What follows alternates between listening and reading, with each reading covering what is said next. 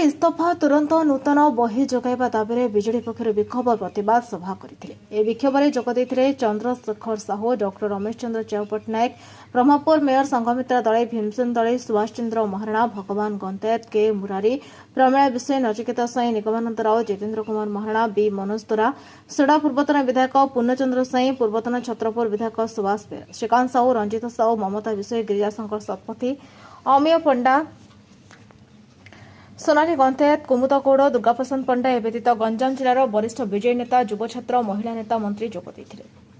गंजाम जिला Brahmapur south bureau chief Sarachandra नंदक report, Nyayavati TV.